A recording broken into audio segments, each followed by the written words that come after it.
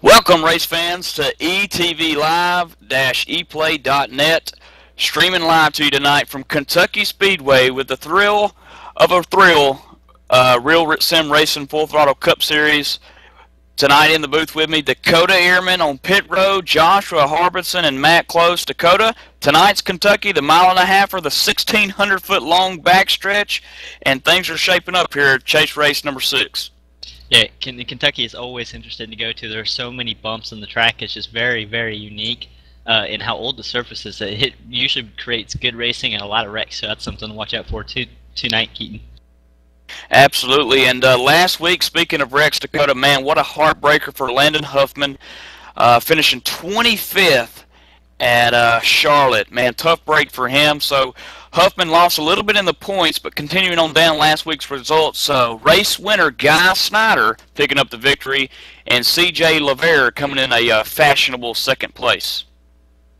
I believe Guy Snyder works with Chad Cole. Chad Cole actually finishing fifth, who was running second in points, but Ed Williams Jr. bringing home third, and Chad Schilling fourth. And as I did mention, Chad Cole in fifth. Ed Williams Jr., of course, running the ETV Live logo Chevrolet. Look for him tonight. And in sixth last week at Charlotte, Rick Fouts brought that Chevrolet home in a good spot. And Doug Roth, who runs the STP Old School Richard Petty paint scheme, finished seventh. Nathan Bowers, eighth. John Milwane picking up one of his top tens of the season, finishing ninth. And White Wolf Jr., hey, how about a run for him? He's out of the chase here, but White Wolf Jr. picking up 10th spot last week, Dakota, at Charlotte. Yeah, and moving on to the points, that like I said, Landon Huffman losing quite a bit of points. I believe he lost around 20. But Chad Cole was still only 28 points back in second after finishing fifth last week, and Guy Snyder still sitting third, 33 points out of the lead. And R.J. Williams, also another heartbreak for him, 15th last week at Charlotte, and that set him back even further behind in points. He's sitting fourth, though, 49 back. Not out of the chase, I don't think, just yet, but he's getting on that bubble. And Joseph Hayes finishing 17th. It didn't help him in his points race either, sitting fifth in points. And sixth is John Abbott, the man who runs RSR. He finished 20th last week at Charlotte, and he sits 75 points behind your leader, Huffman. And after finishing 18th last week, still sitting 7th in points, Jay Horton, 76 points out of the lead, 1 point behind John Abbott. And in, I believe, in 8th position, Adam Roberts, who finished 23rd last week. A lot of front guys in the points actually finishing towards the rear of the field last week, it seems. But he's 100 points out of the lead, tied with Doug Roth as well for ninth. Absolutely, and Eric Arnold sitting 10th in the point standings as well. Don't think he's got a shot at making it back into this thing. I think 8th to 10th, Dakota, pretty much Adam Roberts, Doug Roth, Eric, pretty much out of this thing. But I'm going to tell you something. 3 guys out of the top 10 that we just mentioned, Chad Cole, Guy Snyder, and Doug Roth, finishing in the top 10. Everybody else, heartbreakers. Heartbreak Hotel, if you want to call it that, in Charlotte last week. But Kentucky, let's go to Matt on pit road here at Kentucky. Matt, tell us about what kind of fuel these guys are looking at, the strategy on the tires, and what kind of issues these guys are going to be facing. Well, Keaton, to some of these drivers for the race, guys like Chad Cole and Huffle, saying about 60 to 65 laps here on a tank of gas, depending how hard you're really pushing it going into these turns. Also, they're talking about tire wear, but not like we usually see the right front going down, but here they're worried about that right rear sliding out on them. As Dakota mentioned earlier, Keaton, this track's very big. It gets these cars very loose, especially right around that bottom line.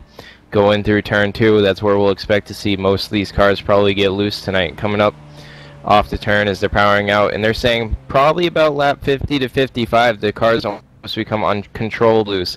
So they're saying for many of the unexperienced guys, will be looking for around probably lap 45 to 55, where they're going to be spinning to cause a caution. Back up to you guys in the booth. Yeah, and also, too, this thing, Dakota, being 110 laps, you got to think, you want to stretch that fuel mileage out to the 60s. That way, if you only have to pit once, there's only one, that you pit under the green, you want to try to only pit one time. That way, if it stays green the rest of the way after you pit, you've got enough fuel to make it. Yeah, for sure. And Kentucky is, I don't know, you said Charlotte was a heartbreaker last week. Heartbreak Hotel as you call it, Kentucky can be the same way, especially with that fuel mileage.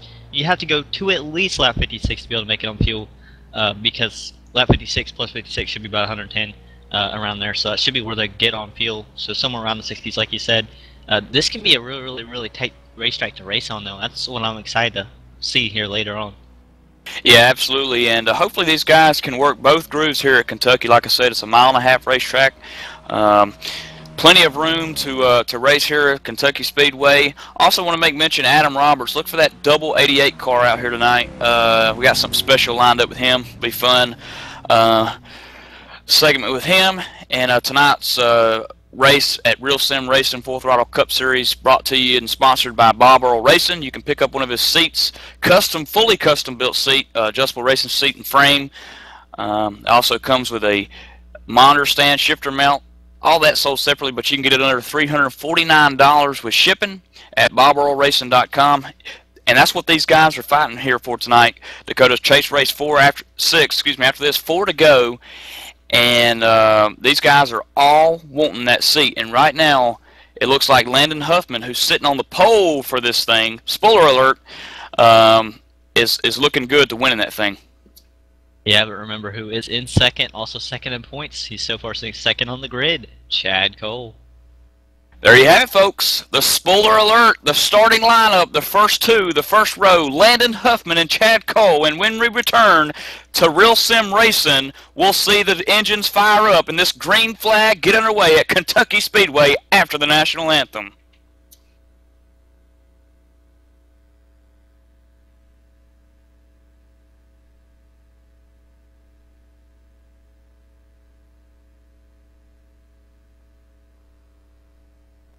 Oh, say, can you see by the dawn's early light what so proudly we hailed at the twilight's last gleaming, whose broad stripes and bright stars through the perilous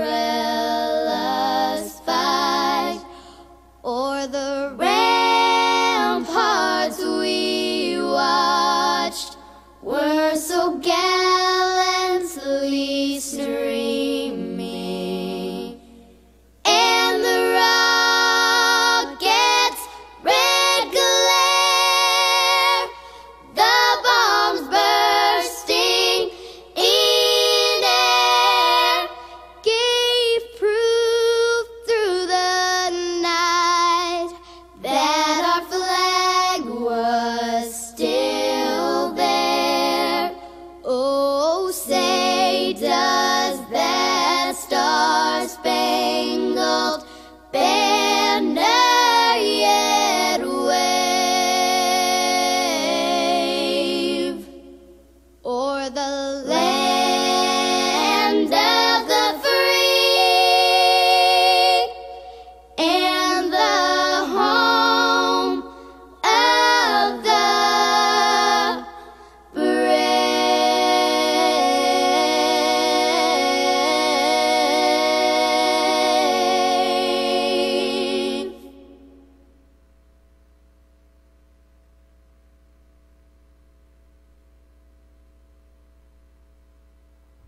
Hey race fans, welcome back to ETV Live.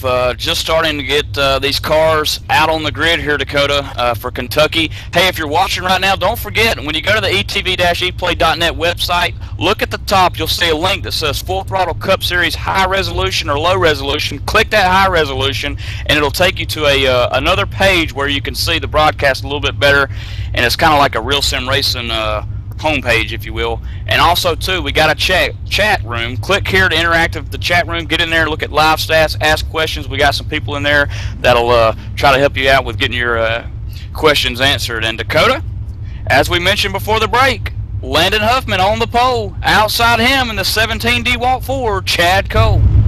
And another big thing about Landon Huffman is he made pro. So Landon Huffman will be actually in an ETV broadcast in a few weeks in the Pro Series. But Rick Fouts is in third, and outside of him, Dwayne Winston, the 13 machine. Starting in 5th, R.J. Williams looking for a good night here tonight. And John Abbott, how about that? Qualified 6th tonight. Good time for him. He starts in the row number 3. R.C. Rigdon starting 7th, and Cale Dresbach starting 8th. C.J. LeVere, who comes home from Charlotte last week with a good top 5 victory, 2nd. He starts 9th tonight, and outside him, the number 16 Chevrolet of Steve Ritter. Starting in 11th position, Ronnie Watson, the 2 machine. Outside of him, Glenn Campbell. In 13th, rolling off in the 91 car, Steve Gottschalk. Outside him in the 83 car at Jay Horton. Starting 15th, in the 85 machine, Nathan Bowers. On the outside of him, in the 97 machine, Nathan Little. Guy Snyder picking up the victory last week at Charlotte. Starting 17th tonight at Kentucky. And to his right, J. Randall Watkins. And in the next row, we have David Lands in the 33 and Jose Gonzalez in the number 11. Yeah, and of course, Dakota, Jose Gonzalez making his first appearance with RSR last week at Charlotte, putting on a decent show. He starts 20th, as you mentioned. And to the 21st spot, 9 car, Scott Brotherton, and outside him, Keith Brooks Jr. Starting in 23rd, Michael Gray. On the outside of him, in the 88, Adam Roberts. And the 26 car, Jonathan Cadell. Outside him, Brian Harvey. Starting 27th, Ed Williams Jr. taking the last guy taking time leading out the field without a time. Brian Harford in the number 01. Rich Jett rolls off 29th. White Wolf Jr. beside him at 30th. And then rounding out your field, Joseph Hayes, Patrick Cahy, Douglas Wyatt, John Milwane, White Wolf, Justin M. Wilson, and Stephen Herring. So it looks like 37 cars taking the field here tonight, Dakota, at Kentucky Motor Speedway. I believe we got Keith Brooks Jr. starting from the pits, but pace cars down on pit road, and this thing's about to take the green at Kentucky. 110 laps. Landon Huffman, green flag. Landon Huffman getting a decent start there, but not quite able to pull Chad Cole quite yet. Looks like he might be able to, no, not quite able to clear him. And the tricky part about this track is that the low line can be really, really slick, and when you go out where Chad Cole is, you can see where the groove's a little bit darker, and it's just a little bit more stable up here, but not as quick. Excellent start for the tonight's event. Looking back here in 3rd position, Rick Fouts and Dwayne Vincent, the number 13, side by side, and behind those 2 guys, the 21 and 19 of R.C. Rigdon, who's in 5th, also 2x2. So first lap complete, no caution, green flag, Dakota in 1. John Abbott, who I believe started towards the front. Let me look here. He started 6th all the way back up quite a few spots. I saw him go way to the outside, so John Abbott may be in trouble really, really early here. And just ahead of John Abbott, caution on the Speedway at Kentucky. First time, big wreck on the backstretch. Looks like the number 11 machine, Jose Gonzalez, in 24th position. Actually, it happened right ahead of him as I go and look at my rewind machine. The 23 position car of 26 of Jonathan Cadell getting in with the number 3 of J. Randall Watkins, Dakota. Yeah, that does not look good, as it looks like the 3 of J. Randall Watkins dives down the corner, and I'm not sure, there was a stack up in the car above and came down just a little bit and flipped just a little bit there. Yeah, actually, taking it back a little bit further, the 66 machine of Michael Gray running 21st, he might have gave the 3 just a little pinch there, and they touched, and that was it. 26 of Jonathan Cadell's machine had nowhere to go, Dakota. I was about to say, as they were wrecking back there, I think they were wrecking even further back behind that, trying to avoid the wreck there. And yeah, and looking at the ETV E-Wine there, you see the big wreck that's happening and unfolding. And here we are again. We're going to get this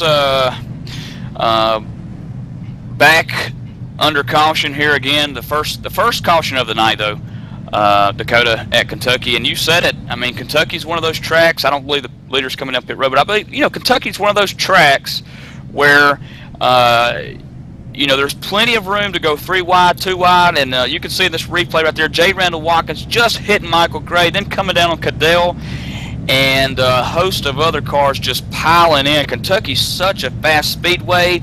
The 3 machine outside turn 2 wall there hits hard, And the 0-1 there you see in the middle mid-screen, hitting the 3 again. Man, I tell you, J. Randall Watkins is going to have a hard race car to fix, and the 11 getting involved there. So big wreck early on here at Kentucky.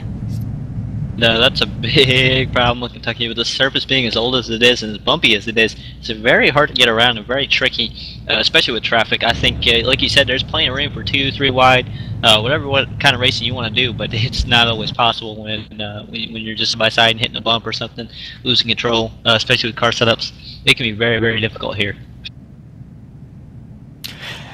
Matt, looked like a couple of cars came down pit road. Leaders staying on the track, and but Nathan Little, John Millwane, some of them guys down there, Jonathan Goodell, pit crews hard at work here. Matt, what kind of information can you give us about the damage here at Kentucky? How important is a little bit of damage, minor damage, or heavy damage here at Kentucky? Well, Keaton, under that last wreck, we saw a couple cars take some heavy damage under that wreck, and we saw some cars get T-boned and everything. It's going to be a lot of work pulling out the fenders for these guys, and the damage here is really going to amount to a lot. They're going to either have to deal with a tight condition now or an increased loose condition like what we talked about earlier. These cars already being way loose on this track. For them to have their toe knocked out and possibly even looser is just crazy and mind-boggling for these drivers. But also the speeds. These cars are hitting like 180, 190, probably almost 200 going into the turn, and these cars with aero damage, they're just not going to be able to hit speeds like that. It's going to cost them a lot of time on the straightaways. And Josh, do you have any more information that you might know for some of these cars that have damage?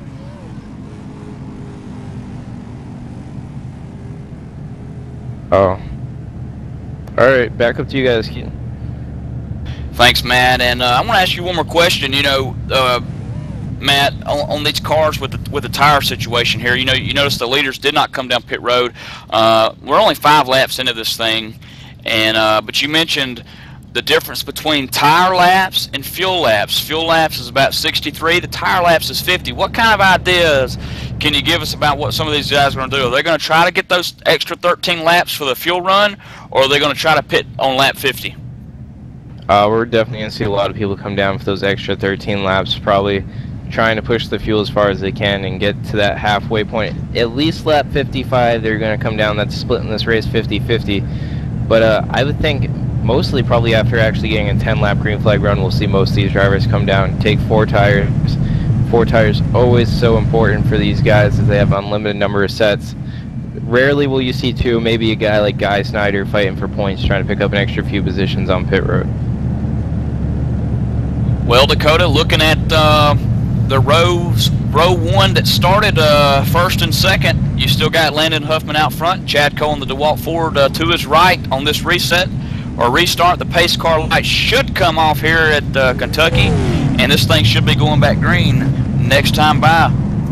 Tell you what, though, there are a few more cars we need to watch out for. R.J. Williams was actually the fastest car in practice. Wasn't quite able to hit the qualifying time that they did, but he did. He is running qualified 5th. I'm not sure where he's running. He's running 4th right now.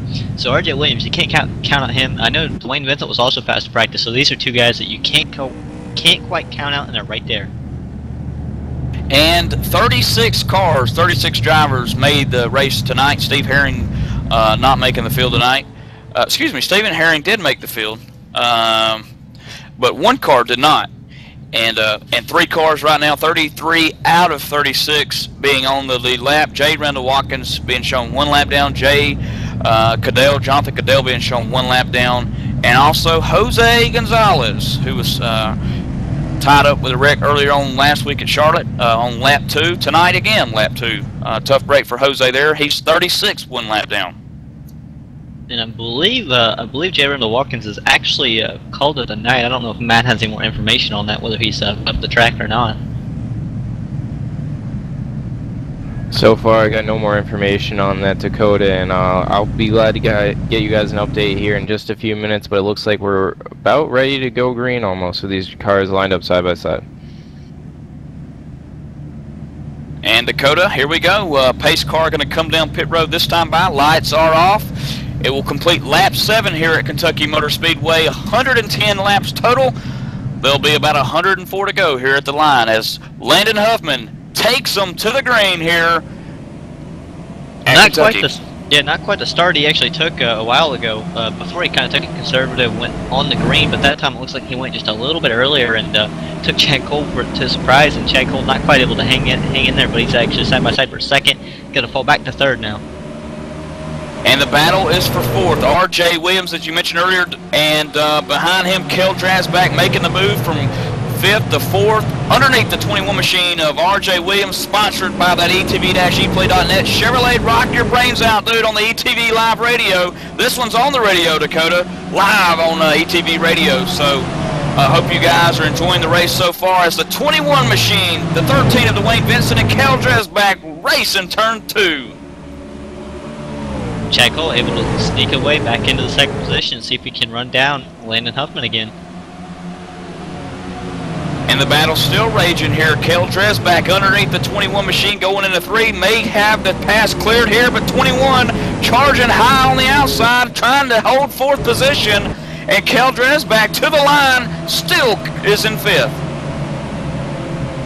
It's like I said, R.J. Williams was fast in practice. I don't know if he'll be able to be beat very easily here. And meanwhile, just behind them, Rick Faust in 6th. He's loving it in that Sunday Money Chevrolet 78 machine. As they race, he's able to close in the gap. And in fact, Dwayne Vincent is also closing in the gap on Chad Cole in 2nd spot as we speak. R.J. Williams actually going to forfeit the spot to the 45. It looks like he's trying to chase him back down and go underneath him. I think what we're seeing is that outside lane is, like I said, a little bit slower and a lot harder to keep position in. It really is. Kentucky's one of those tracks where there's a lot of room, which means what, Dakota? A lot of room to make mistakes. And a lot of these guys trying to stay away from the mistakes tonight at Kentucky. That's not easy because at this track, mistakes tend to find you. Yeah, they really can. Looking back here, C.J. LeVere, who finished 2nd last week in 10th spot, he's battling the deuce of Ronnie Potts, the bone collector car, if you will, in turn 2. Ahead of them, the lime green Chevrolet of R.C. Rigdon, who we always see out front. Those guys battling all in the top 10. And Dwayne Vincent, I mentioned him just a little bit earlier. He is taking over 2nd position. Absolutely. Dwayne Vincent always doing a fabulous job in this series. We've seen week in, week out top 10. Although he's not in the chase contention, Dakota came on to Real Sim Racing a little halfway through the season. But I hope to see him next year for a full run here in the RSR Full Throttle Cup Series. I'm sure he'll be back. And I want to throw a shout out here real fast to Keith Brooks Jr., who actually started for pit road, was running 23rd, actually moved to the outside lane right there, and is actually getting passed by Nathan Little. But he started on pit road as we have a caution on the track. Get back to this real fast. Yeah, it looks like the 26th position car of Michael Gray solo spin coming out of 2 on lap 12. Couldn't quite get the grip on the front of the tires, loses it, saves it, loses it, and hits the inside wall there, Dakota, real hard. Heavy damage to that multicolored Vocaloid Chevrolet of Michael Gray, who again running 26th position in the wall hard, and he's taking that car behind the garage. Yeah, I think you can see him all the way to the corner fighting to get the car down as low as the 22 was, and he was still cranking the wheel when he came on the straightaway. And when you're still cranking the wheel coming on the straightaway, you better be ready for it to turn because it's going to keep turning like it was. So, I mean, that's just a result of him just trying to get to the bottom there, it seems like. Yeah, and on the E-play being shown right now, you see him lose it right in front of the car there, and saves it. Now watch him save it, and then he overcorrects it right there, Dakota, and bam, hits the wall, hard lick, almost gets airborne a little bit. He does, in fact, keeps all 4 wheels back on the ground though, and Michael Gray, tough break early on here at Kentucky. Another victim being taken early at Kentucky. And Dakota, pit strategy now? Anybody pitting? Yeah, I'm seeing Landon Huffman and Chad Cole staying out. I think Landon Huffman had to stay out because Chad Cole was opting to stay out. But everybody else coming down pit road. Matt and Josh, what do you got for us, guys? We got Dwayne Vincent right from the 3rd spot on the track. looks like he stopped short in his pit stall. Going to cost him a few times. Going to roll that thing a few inches forward. Right side's up. Left side's going to probably go up next. And they're filling that car up with gas, and he'll be down the way. Probably going to lose a few positions here. I'm looking at Kyle Dredge back. He took 4 tires and fuel, and he almost beat Dwayne Vincent and R.J. Williams off pit road. Couple guys taking 4, Dakota there, couple taking 2, trying to get some spots early on here at Kentucky. And tell you what, we're going to take a break here with Real Sim Racing Full Throttle Cup Series sponsored event by Bob Earl Racing. You're watching Chase Race number 6 at Kentucky. Who's going to win it? Right now, out front, Landon Huffman, Chad Cole, Dwayne Vincent, Kel Dresbeck, and R.J. Williams, your top 5 when we return. Some green flag action, perhaps, live on ETV.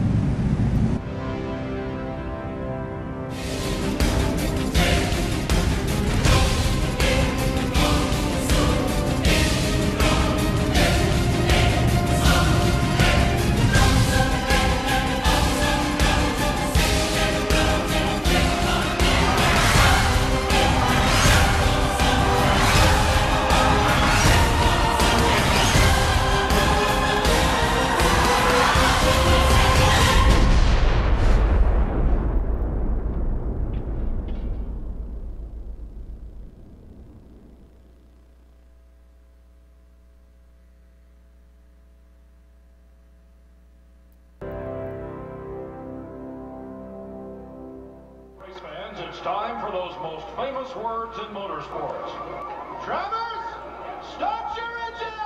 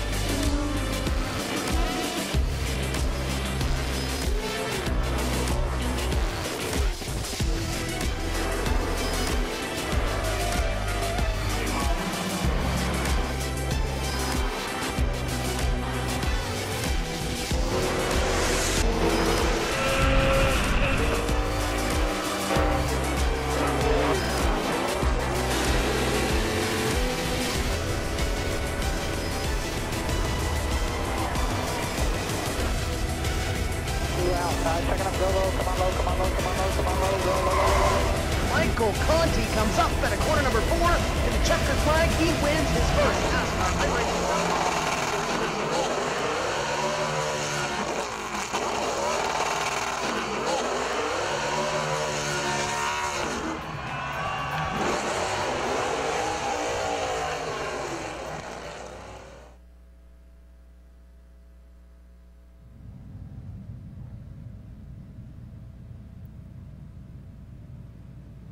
Welcome back to ETV Live at Kentucky Motor Speedway, where Jonathan Cadell was the lucky dog participant for this caution. He'll get back on the lead lap. But for something very, very exciting, or something very bad for some Landon Huffman fans, Josh?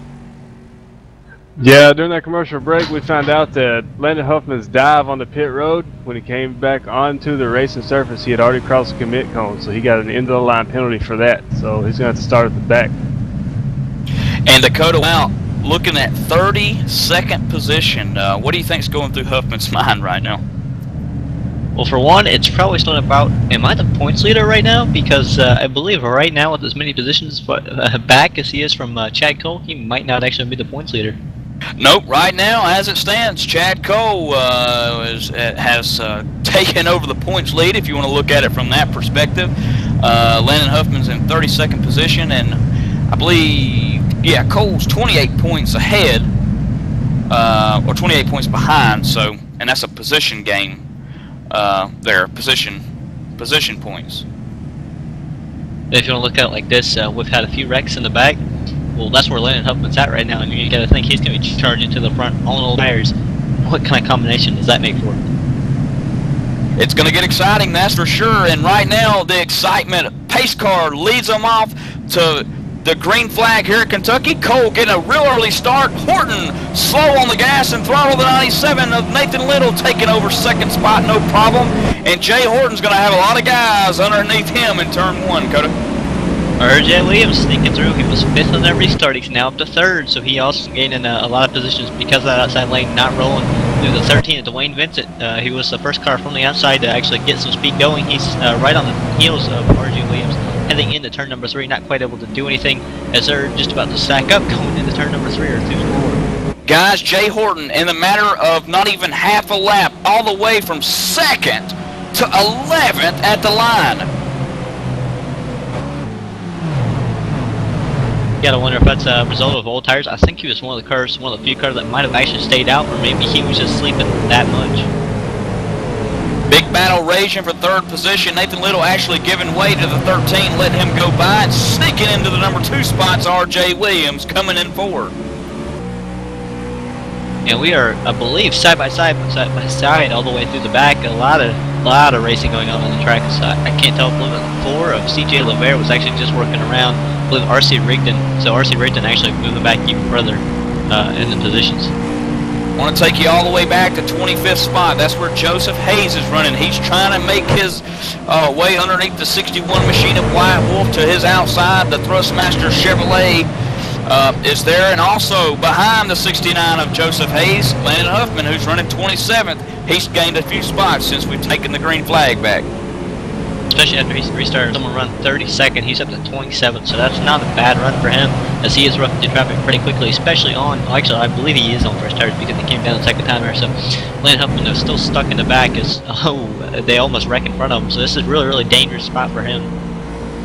Absolutely dangerous, for sure, as the 61 machine now, Landon Huffman works on him, and he's still got a long way to go, but back up front, kinda, up to 5th spot, the number 78 machine, Rick Fouts, under fire by Kel Dresbach down the front stretch. This guy's got his Chevrolet Shuntworks White Whiskey Ohio made machine up towards the front, and that's Kyle Dresbach. And Guy Snyder, who I believe started in the 17th position, is actually currently running 12th. And remember, Guy won last week at Charlotte Motor Speedway. But if this doesn't tell you, actually we have a battle for the lead, but if this doesn't tell you battle or how much of a difference it is between Charlotte and Kentucky, Guy Snyder, who was actually really, really good last week, is actually running 12th, or right outside the top 10, not quite able to stay up front. As RJ Williams actually goes around Chad Cole, and somebody almost spin. Yep, somebody spins Chad Cole. Cole is under attack. All 4 wheels off the racing surface, Dakota. Oh man. Oh man, they're still stacking up. Cole was running 2nd at the time of the incident. Dwayne Vincent and the Silver Bullet just barely getting into the left rear quarter panel, sending that 17-4 DeWalt machine high above Kentucky Speedway for a minute, an e-ticket ride, if you will. Steve Ritter also involved in the mix of things. That was a little violent. See if we can't get this one on the ETV E-Wine here. Now watching this, it looks like Cole was kind of backing up. He got to the brakes just a little bit earlier, and Dwayne Vincent was determined to stay up. I mean, you watched right after he turns Cole, he actually gets down the bottom. Before that, he was determined to stay up and use the outside lane for some reason. Keep in mind, Dwayne Vincent steered clear of any harm. He got underneath the 17 there just a little bit, clipping his left rear quarter panel. The 16, Steve Ritter on screen. You see CJ LeVere, the 19, RC Rigdon, Glenn Campbell up high in the 44 there, the yellow Penske Chevrolet or Dodge. You'll see him miss the 17 of Chad Cole, but man, Chad Cole got a little airtime there, an e-ticket ride, if you will, as we go dual screen there. You see in the replay to the right, live coverage on the left, side by live, and the E-Wine on the right, Dakota. Tough break for Chad Cole, big time damage to that machine, Matt. Yeah, Keaton, he's already pulled that thing behind the wall, and his night's going to be done pretty much. The engine's probably gone on that car along with some other pieces on the side. I mean, this is going to be a huge blow for the championship points right now, but we still got to think RJ Williams way up out front in front of his teammate Landon Huffman. Gannon getting a lot of points there, and the same thing with Guy Snyder. I just seen the second place car Nathan Little slide through the pits, Josh, but a host of other guys coming down pit road. Looks like everybody down except for R.J. Williams. Yeah, I was watching Nathan Little too, and he's out of his box. He took 4 tires and fuel. Yeah, that cost him a little bit sliding through, but luckily he's going to get out pretty good. Yeah, guys, and Huffman down away with just 2 tires, trying to gain some point spots back on this pit stop. It looks like he made a few spots back up, but not too many. But he's still got to work his way all the way up through all this other traffic, and he's also put himself in a lot of dangerous situations doing so. Dakota, that's caution number 2 here at Kentucky as the number 21 machine of R.J. Williams leads this thing. Lap 24 out of 110 here. But man, take a look at that good-looking car out front right now. Written all over that machine is ETV Live Radio. Rock your brains out, dude. HDRN network, ETV Live, all over that car. Dakota, looks good, don't it? Yes, sir, it does.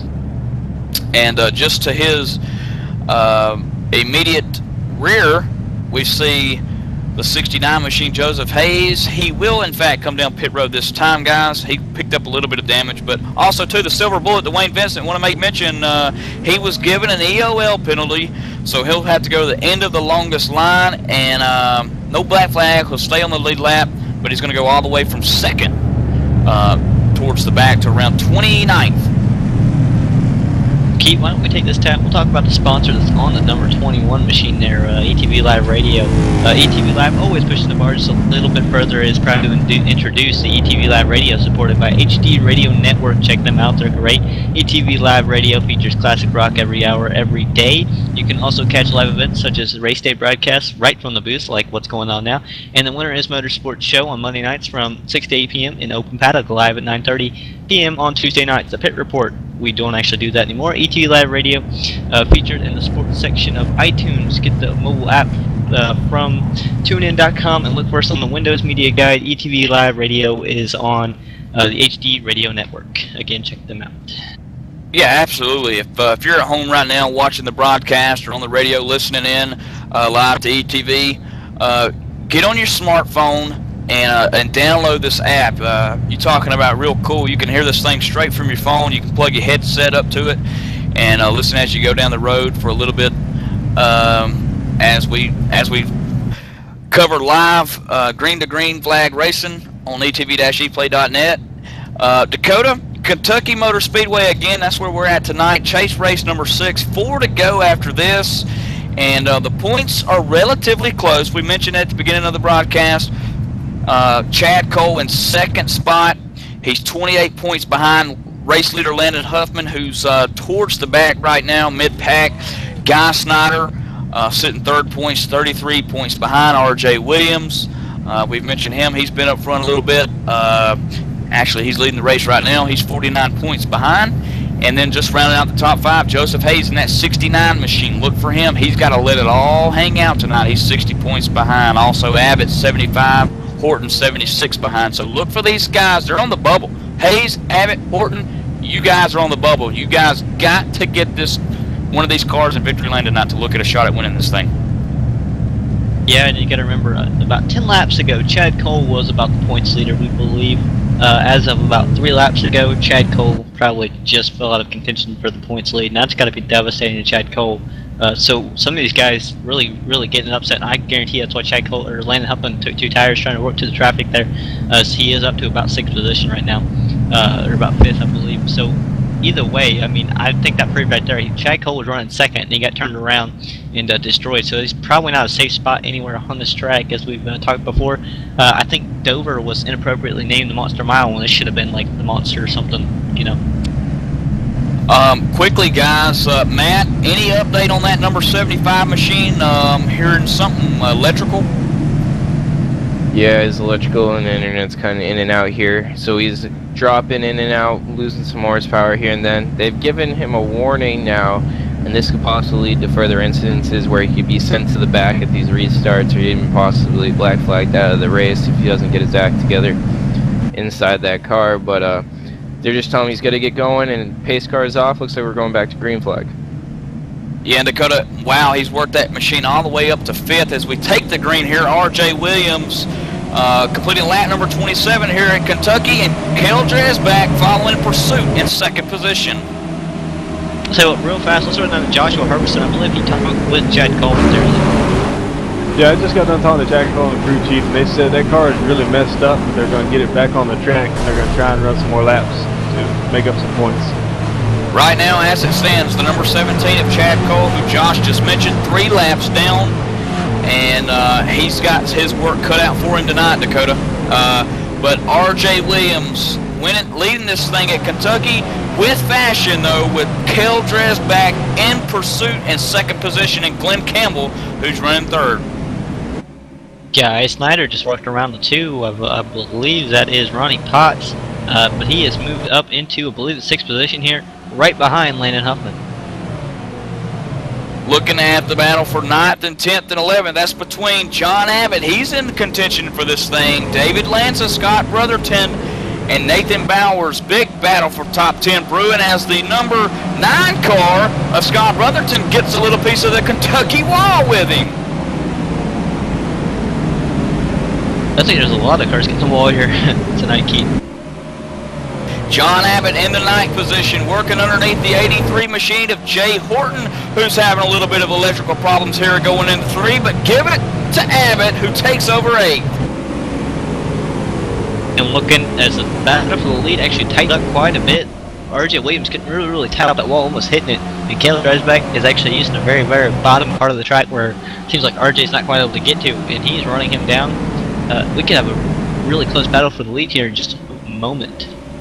Absolutely, and just to give you lap times, Caleb Dresbeck, 31, as he takes a little bit of the Kentucky wall with him coming out of 2, Dakota, 31.799. And RJ turning a lap of 31.841, so a little quicker, the 45 machine who's running 2nd. Not quite going to be that quick though this time, because like we said, he did get the wall, just barely, but just enough to slow him down. But we'll see if he can't run down R.J. Williams again. And while you're keeping an eye on the race leader at home, I want to make mention that 28 cars out of 36 on the lead lap, CJ Lavere being the guy on the bubble, ready to be awarded the lucky dog if this thing goes back caution. But Adam Roberts, let's talk about him for a minute. He's in that number 88 machine running 28th. Got a little fun thing to do with him. Adam Roberts fun photo op. John, you want to get that up for us?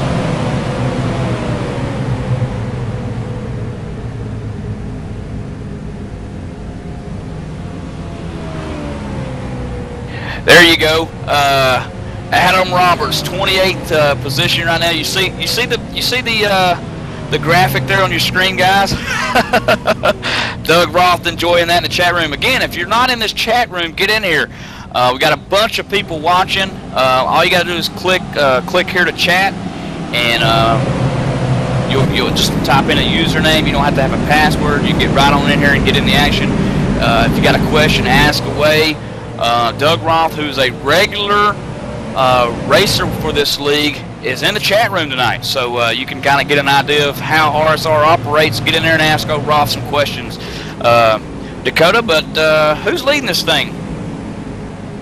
Out front, R.J. Williams still continues to lead. I believe Cal Dressback has not quite been able to run him back down. It seems like the further away R.J. Williams got after Cal got the wall, he's just been able to maintain that because he's got clean air, no problems, nothing to worry about. But the 44, I believe that's the 44, closing in. Yes, Glenn Campbell, who actually works with Chad Cole most of the time, is actually closing in on Cal Dressback now, as Landon Huffman also behind him closing in. So we have a three-way battle for second, pretty much. Absolutely, Landon Huffman has put that machine exactly where it needs to be as caution comes out for the third time this evening. Big pile up in turn 3, Dakota. Looks like it's going to start with Wyatt Wolf Jr. running 14th spot in the 63 machine. But he might have got a little help from that Real Sim Racing Chevrolet of Keith Brooks Jr. Yeah, it looks like Keith Brooks threw the car down, but not quite able to stick. He pushed up the track and got Wyatt Wolf, put him in the wall, and then he also collected the wall. So collected a few other cars there, but I believe Wyatt Wolf's day might actually be done with just that one hit from the wall there. As I saw smoke pouring out of the car, I believe he is done. Gonna see if we can't get this one on the E-wind as you're watching here. Now look for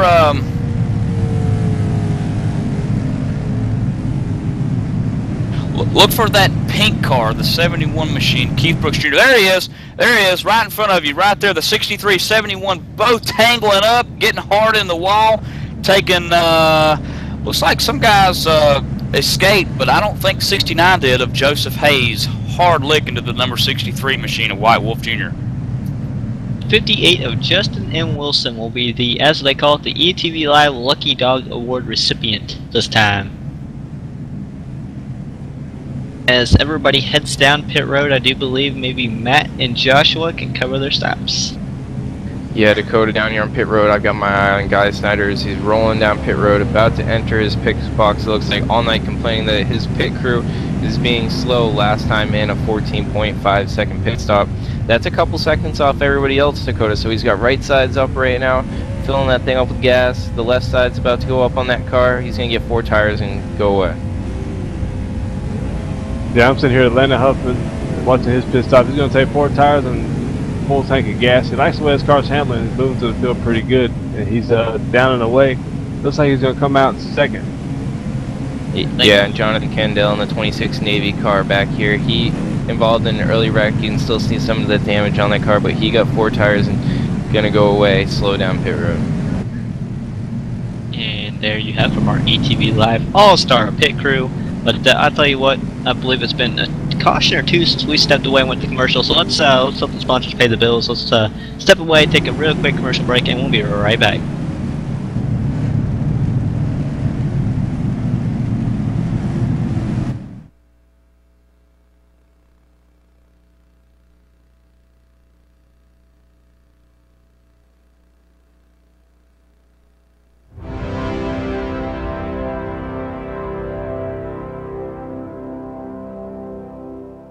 Fans, it's time for those most famous words in motorsports.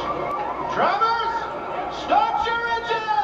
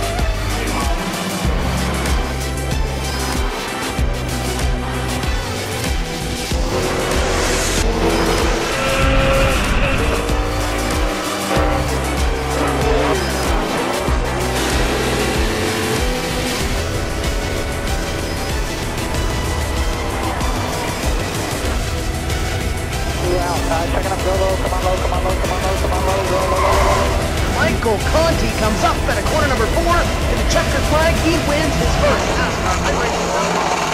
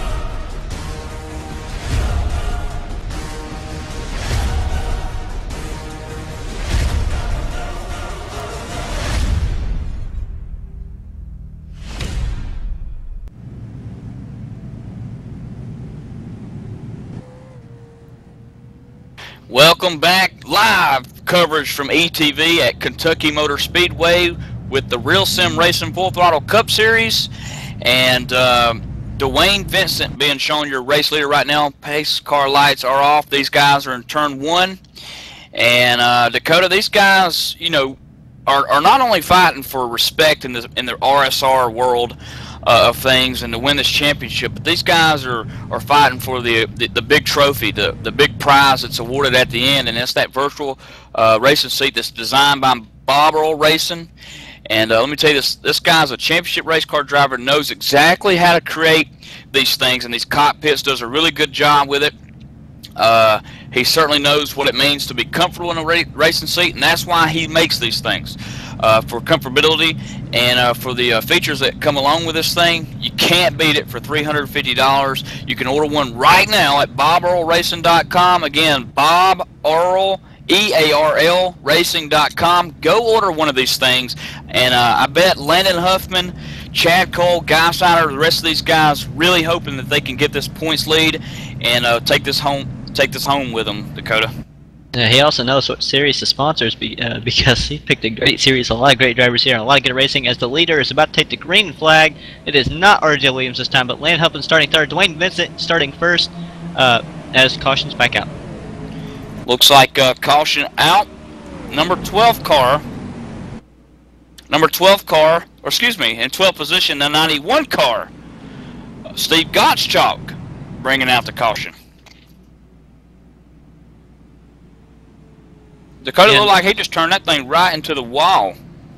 I believe he spun the tires there, which is unique to do it like that, but it sounds about right. Well, also, too, you know, Dakota, some of these guys will try to get a good restart and put that thing in first gear, and you can't do it. Some tracks you can start in first gear at, but most of these guys start in second gear or even third gear at some places. But it might have looked like Gottschalk either downshifted right before the green flag came out or something, because that car just went straight up into the wall, or it could have been a bad episode of wheel spin. Yeah, and it's always dangerous, especially if you're on older tires, but I don't know why it would have spun like that. It's really bad when you just mash the gas down like most people want to do on the restart. You don't take it easy. Those cars known to do that, just spin really easily. Looks like the 67 machine of Brian Harvey being shown the lucky dog participant this time by. He goes from being one lap down to on the lead lap in 25th spot. So 25 out of 36 drivers, Dakota, right now are on the lead lap. 39 laps into this, or 40 laps into this race. Yeah, and if it looks like it's slow-mo on the screen, it's not. We're just waiting on the pace car.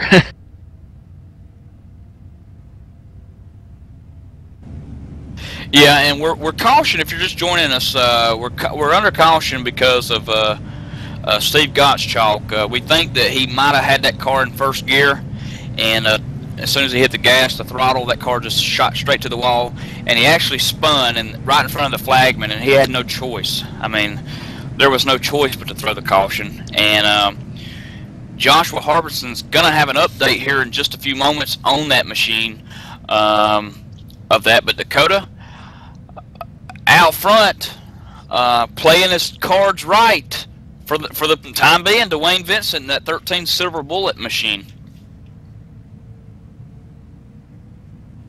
And remember, Dwayne Vincent actually getting an incident there with Chad Cole a little bit earlier, which is kind of dangerous. He did actually end up spinning and wrecking out Chad Cole, who was second in points, and his night is almost done.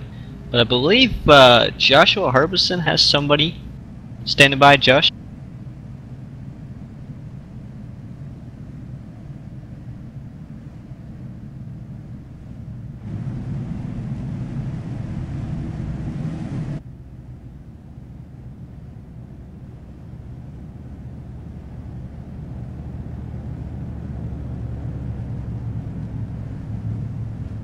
Well, you know what, guys? I think we have a radio patch through to R.J. Williams. R.J. Williams, you got a copy, bud? Definitely got y'all.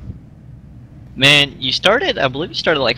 Where'd you start? Fifth, I think, and you were running like first in practice. Man, you worked your way back up to the field. You've lost the lead. You've taken the lead. Now you're sitting second. What is your mindset right now? Well, trying to figure out how Dwayne's gonna run here once we get to going. Once we get these cautions out of the way, I think I got something for him. I noticed that when I stayed out that last caution, she was rather tight, but I was able to keep Kel behind me, so I'm going to try to see what I can do with this 13 in front of me here. And what were you thinking when you saw this carnage behind you when Dwayne Vincent gets into Chad Cole and turns him around in front of the whole field? Well, I looked up and I saw Chad up in the wall, and I mean, to be honest, the first thought in my head was, oh, there's be some points. So, I mean, I hate it for him, but that's some points for me, though. And RJ, you think you have anything for the win here? I mean, I know Landon's fast. A lot of these guys up here are fast, but I mean, you look to be really one of the quicker ones out there. Do you think you had this one maybe where you can contend for the win in the end? I dominated here. Last time we were here, I think I led the most laps. Hardly anybody led any other laps, so it's going to be hard to get around me. I love this place. It really suits my driving style, so you can expect to be up here most of the night.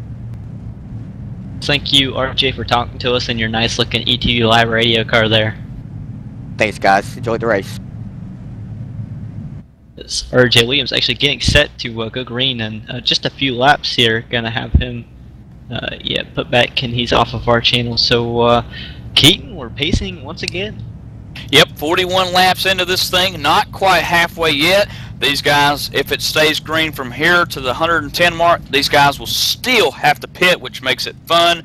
Right now we're looking at about 70 to go, and 63 laps on a full tank of gas, and as Josh and Matt have both mentioned numerous times, 50 lap marks where these tires start to go cold, and you'll start seeing them slipping and sliding. Although we've seen a lot of that early on here tonight at Kentucky, but Kentucky's one of those tracks where that can happen at. It's a real fast track, and it's kind of a multiple groove track to where you can kind of run different areas, and you know, it makes for some tough competition, and that's what we're seeing.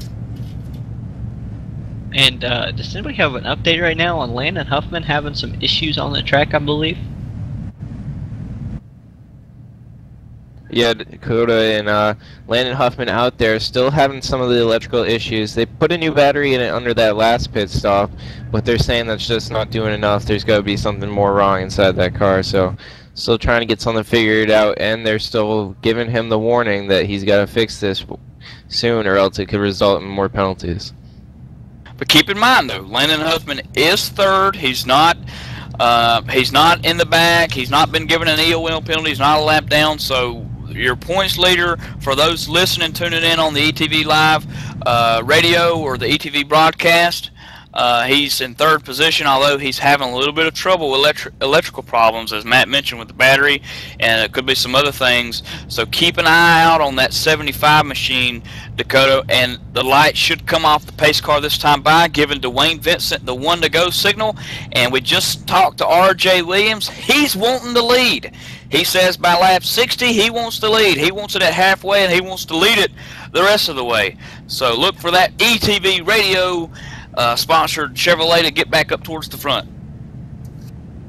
I'm more. I think he's going to be able to get to lead here relatively quick. I mean, he has been fast all night long. We know Dwayne Vincent had a pretty good restart there, while it lasted last time. But Dwayne Vincent, you know, he's pretty good on restarts. But it seems like everybody that gets up there, they're able to throw everyone for a surprise. But I think RJ Williams is the guy to beat tonight. Here's some stats for all you statistical lovers out there.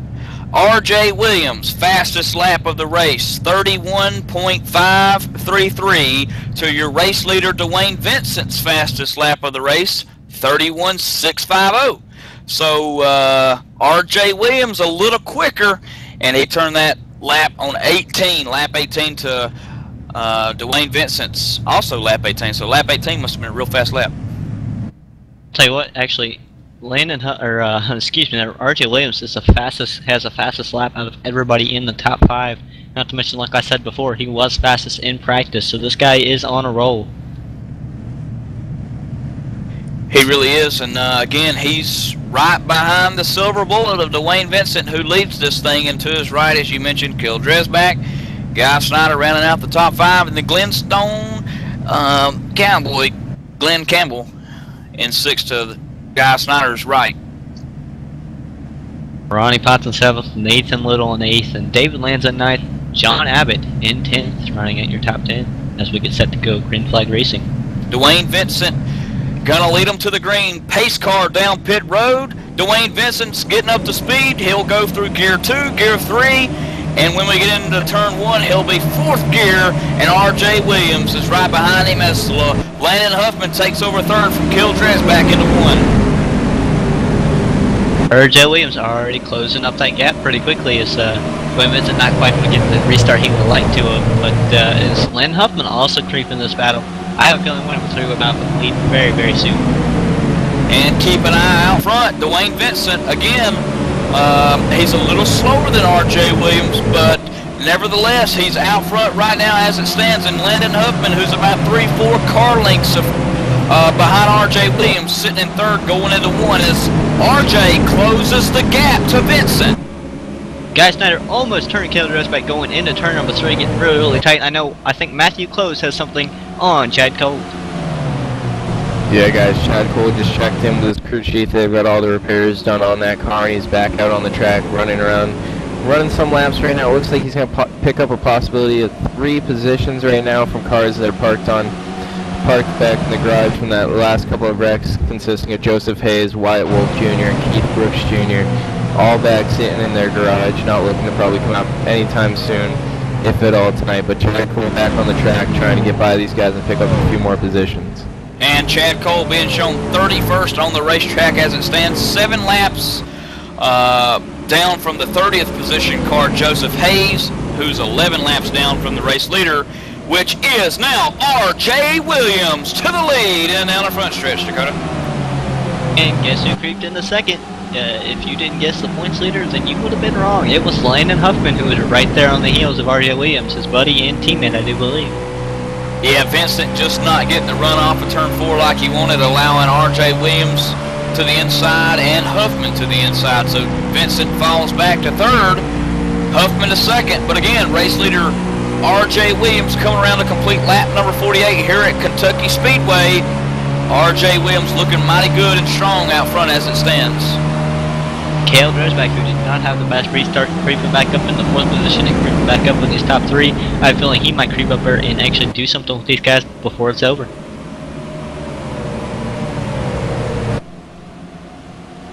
Going back here to about 10th position in the 10th car, the Stroker Races Dodge Charger belonging to John Abbott. He's got the top 10 right now solidified, but he's got Scott Brotherton and that number 9 machine who's hungry, who wants his first win of the season, who wants a top 10 here. He's on his back bumper about 2 car lengths behind going into 1. Glenn Campbell, so I think we started seeing more of him in the last few races. I know he now works with Chad Cole and them, and yeah, he's in 5th position. He's with Team Manchild Motorsports at Cole Parade or something like that. But outside of Caleb Rosback right now working his way, I'm possibly still in the, I believe, 4th position away. And he's been really, really quick recently. He actually has a teammate behind him, of Guy Snyder, who almost turned the 45 a little bit earlier, accidentally getting really, really tight. So we'll watch as they try to work traffic there in the 4th, 5th, and 6th position as Glenn Campbell's actually able to take the spot. He sure does, but Dresbach gives him a little nudge and says, hey buddy, I'm right here with you. And that allowed Guy Snyder to close in a little bit on Kell going into 3 here. So good battle in here for the top tier positions, 4th, 5th, and 6th. You're watching the battle on ETV. And Matthew Close has something on Landon Huffman. Yeah, guys, just a quick update on Huffman. His crew chief trying to let the officials know under caution is the only time they're having these electrical issues. So they're trying to say it's something wrong with the alternator under such low speeds, not being able to charge up. Since he needs enough to turn off some fans inside that car, try and keep it going under the cautions a little bit better. But so far under green, no worry for your points leader out here running second. Looks like he's set himself in cruise control right now behind teammate R.J. Williams, just cruising for the win probably. More of a battle coming to the end. Matthew Close running up and down pit road tonight, huh, Hunky?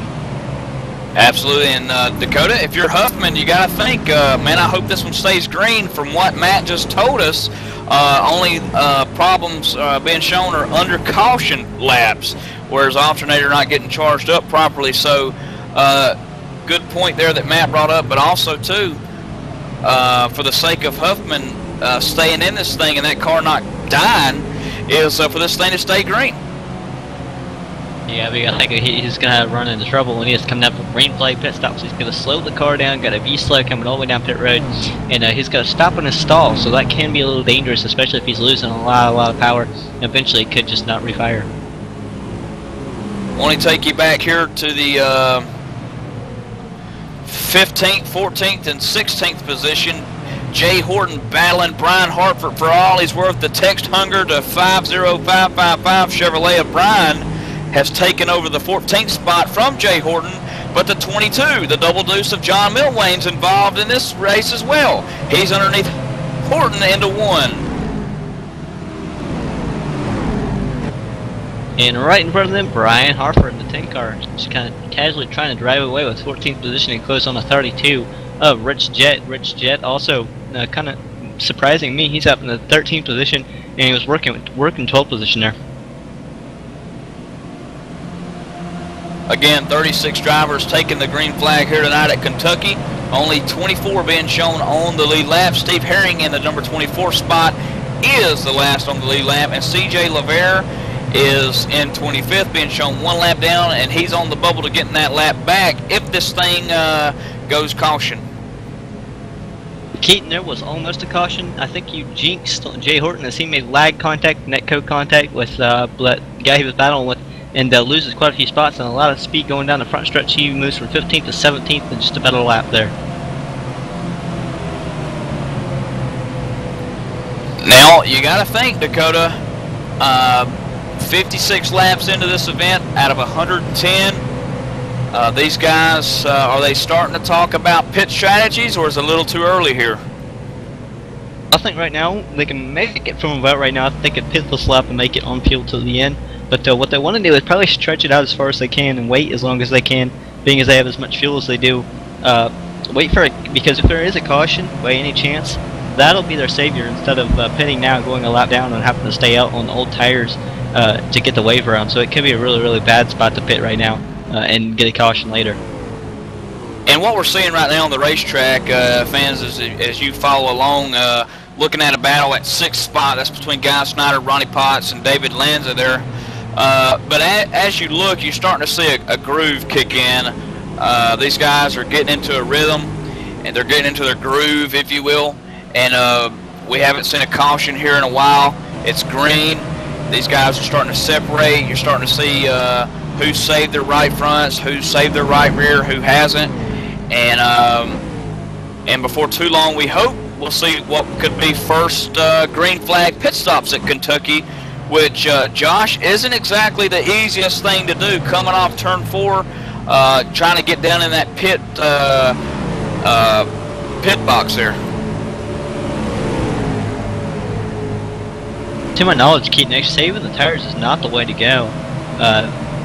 On iRacing, at least to my knowledge here, the tire wear is not always even, and you can be really, really quick, and then actually the tire wear is kind of messed up on iRacing, but it doesn't quite fall off as much as people would like to think, and so saving the tires isn't as crucial. I mean, you still have to do just a little bit of it, but you don't have to do as much of it and still be fast, and that's how the two leaders are kind of pulling away, as they figured the tire out pretty much. If you're still watching the battle for 5th position, then you're watching one heck of a racetrack. Race 3 wide, Dakota going into 3 just for a minute, and things have started to separate and settle back down, but almost a scare. Almost a scare indeed, because Landon Huffman just came off the corner. I believe he was sideways because he lost a little bit of ground. It looked like he was just sliding just a little bit there. As coming back to look at it again, and yeah, it looks like the rear end almost came up underneath him there, so it was kind of a scary moment for Landon Huffman. Again, side by side for the 5th spot of Kel Dresbach, Ronnie Potts now single file, but now double file for the 27 and 33 of Lanza going into turn 1. Lanza's got the bottom. Guy Snyder shuts the door, single file again. Landon Huffman sideways again. He's just hanging on that thing right now as he comes off of 2. It's like every time he comes off turn 2, he is drifting almost. You should have seen it coming that time. It was a really, really big wiggle there. Yeah, back up front too, Landon Huffman, who's in 2nd, and ahead of him, R.J. Williams, who's consecutively now for the past couple laps turned faster times than Huffman. So R.J. Williams really getting things done here at Kentucky. Approaching halfway here in a couple of laps. We'll see when these guys start the pit, but for now we're going to go to a commercial break at lap 62 here, and when we return, hopefully we'll see more green flag racing here at the Real Sim Racing Full Throttle Cup Series, sponsored by Marlboro Racing.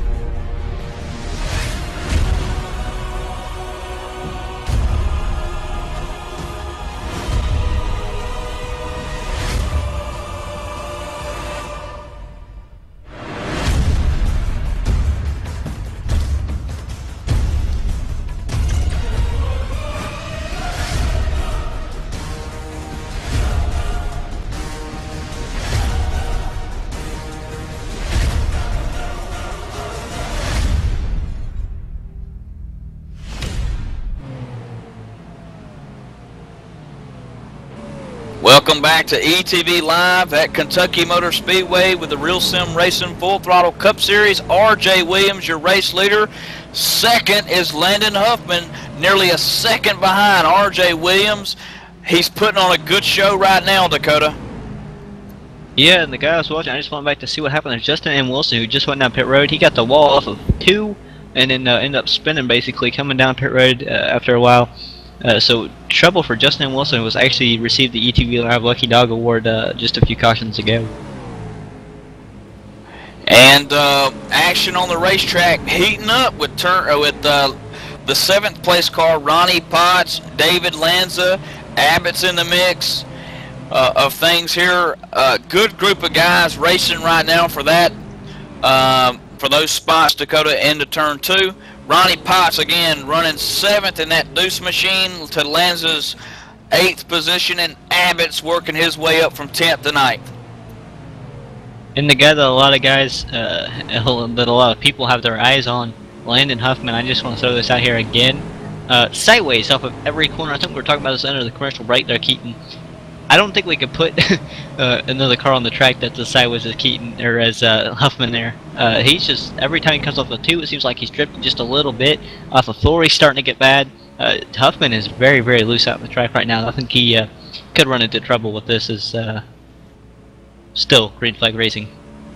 He is loose, Dakota, and if I'm not mistaken, I think he took 2 tires last pit stop to gain some of the big, track position that he lost with getting that EOL early on in the race. And but still looking at the battle for 5th all the way back to 9th, starting with Kel Dresbach in that Shunk Works Ohio Made White Whiskey Chevrolet. He's got Guy Snyder beating all over the back door coming off of turn 2, with Ronnie Potts just about 4 car lengths behind to David Lance's 3 car lengths behind him, and then Abbott's there in the mix. So 5th to 9th, good battle on the racetrack right now as Kel Dresbach leads them all 4. Guy Snyder hanging in the 6th position there right behind Kel.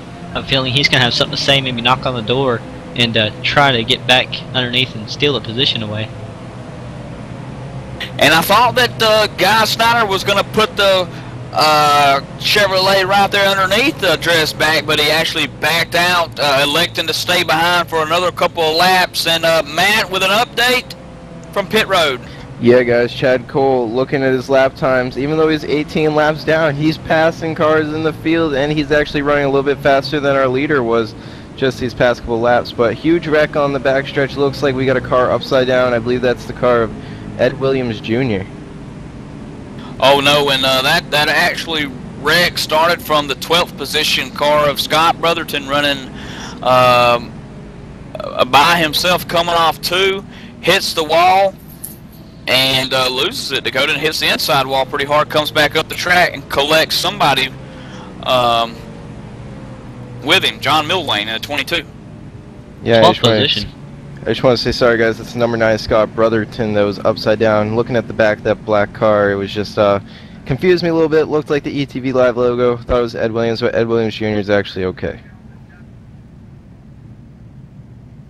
And what we thought we were going to see some green flag pit stops, Dakota. Now we're not. Looks like it's these guys going to come down pit road here under the yellow flag conditions. What could be the last? It's going to be close. They're coming in on lap 73, completing lap 73 out of 110. That's going to be close on fuel, but nonetheless, R.J. Williams leading them down pit road here at Kentucky, 45 miles an hour. Landon Huffman's all over the back door, coming down pit road to you, Josh. Harbinson on the far left lane. Yeah, I'm riding in with R.J. Williams. He's been loving the way his car is feeling. He's going to take 4 tires and fuel, and no adjustments for him except, oh, he overshot his pit box. That's going to cost him a little bit of time. Yeah, and Guy Snyder back here in his pit stop, 4 tires, filling that thing up, got it right in there, and he's gone for right now. Yeah, Landon Huffman, he's in the pits. He's taking 4 in gas. He's the way, and it looks like he's going to be the first one off pit road.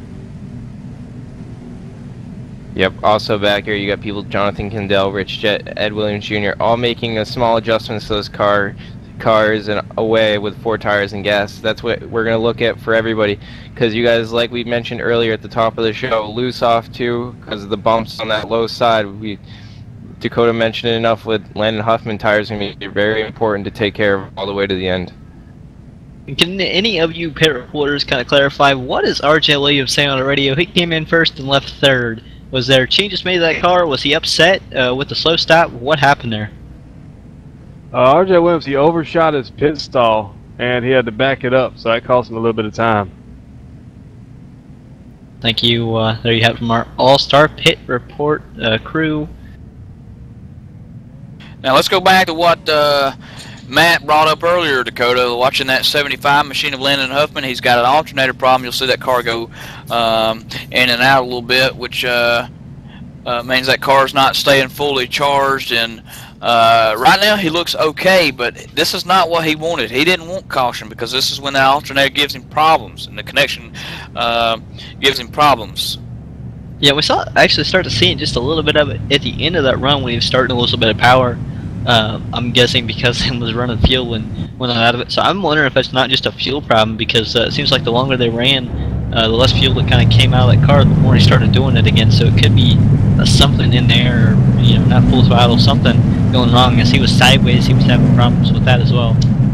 CJ LeVere, the Lucky Dog participant, ETV Live Lucky Dog participant now for this caution. He's been waiting a while. He's been on that bubble, Dakota, and he's finally got it back. So CJ LeVere, congratulations, number 4 machine back on the lead lap. 22 cars, in fact, on the lead lap here at Kentucky, and 36 drivers taking the field once again. And a couple of cars on pit road right now getting some damage fixed. That's Nathan Bowers, Adam Roberts. So hopefully those guys can stay on the lead lap here as well. Adam Roberts in the 88 trying to catch the field, wrecks and flips himself. So trouble for the 88, and also John Milwain, who actually was in that last caution, hitting the guy that wrecked. Actually went to check up and was run over by Wyatt Wolf, I believe, Sr. And that actually is what caused the incident to become a lot larger than what it was. Also, too, just a quick notable here, Justin Wilson, who was involved in the wreck earlier, he's taking that machine behind the garage. He's done for the evening. Scott Brotherton, who just brought out that caution, self-spin, collecting Milwain with him. He's not Milwain, but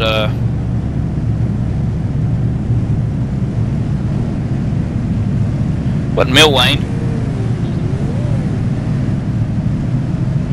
Anyway, he's taking that machine behind the garage. He's done. And Adam Roberts, who Dakota mentioned coming to the field, flipped the car, hitting the wall. He's done. He's taking his car behind the garage. So a lot of guys here late in the race leaving. Chad Cole was third in the 30th-something position. I think he was around 30th. 18 laps down. He's moved up to 27th. He's still holding 18 laps down, but with everybody leaving, he could come out with the top 20 out of this, the way things are going so far. Yeah, he really could. We just mentioned Justin Wilson. He's left, and Adam Roberts has left, and John Milwain has left. So that's 3 guys right in front of him.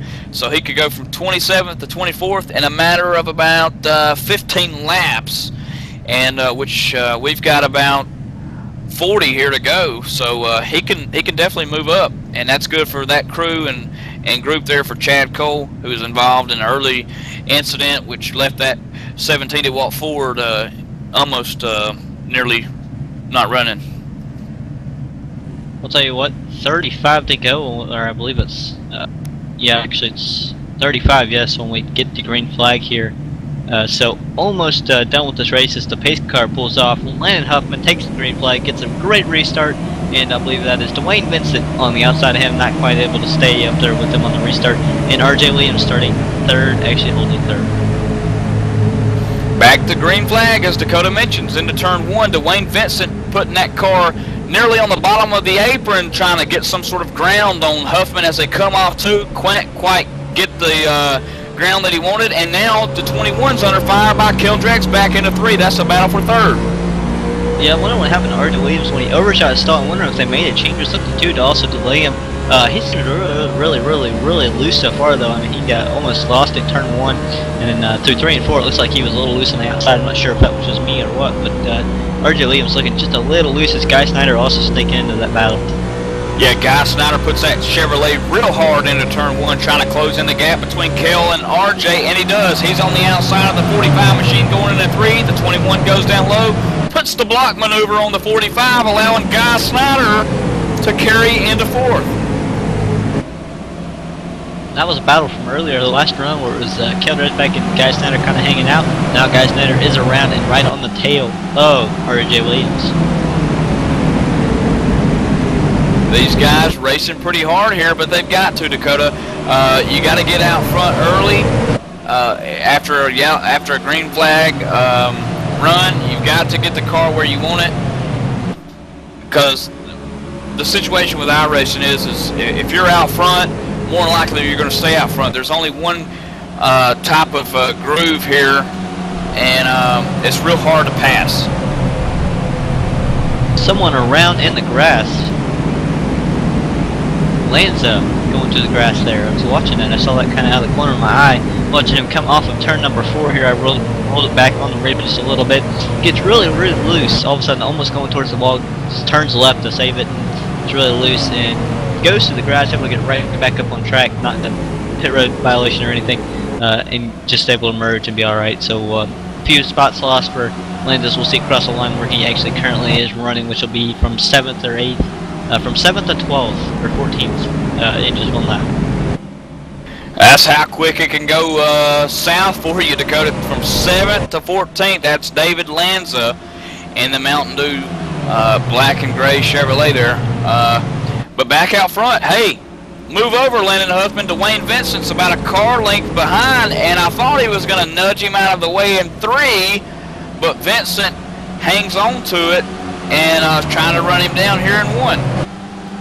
And guess who else is trying to run both down? RJ Williams is sneaking back into that picture. He's kind of pulled away from Guy Snyder, and they're reeling in those leaders.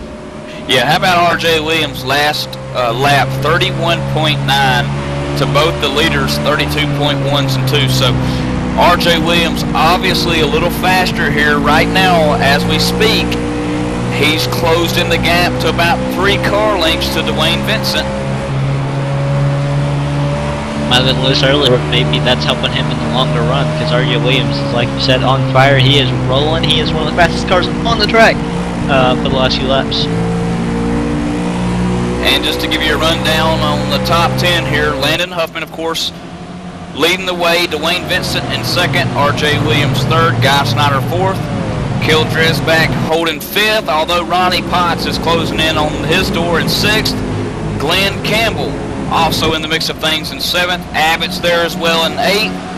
Nathan Little has to catch up here a little bit to Abbott to kind of fight for contention there. He runs 9th. And how about Brian Hartford in the 01 car in 10th? The top 3 cars were within a hundredth or just a few, at least a 10, just a few hundredths from each other. So those top 3 cars are really close right now. So actually going to look back at Guy Snyder was actually right there with him as well. So the top 4 cars are actually almost hitting identical lap times now. RJ Williams taking a little bit of Kentucky Motor Speedway with him coming out of Fort Dakota, got into the wall, a little bit of right front damage to that machine now. I'm not sure if it's going to make it tight or loose. We'll find out here in the matter of laps, but right now it doesn't look like it's phasing him. The biggest problem is going to be aerodynamic.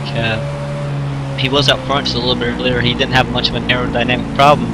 He had Landon Huffman behind him, but not close enough to really do a whole lot with him.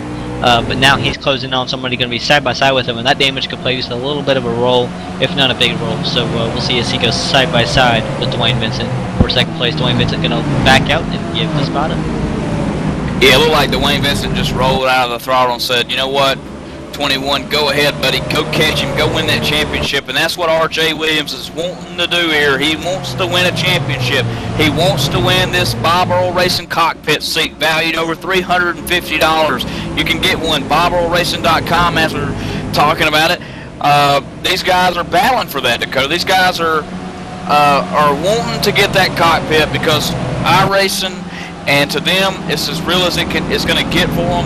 And just to have that cockpit in their house, and it just creates excitement year in, year out.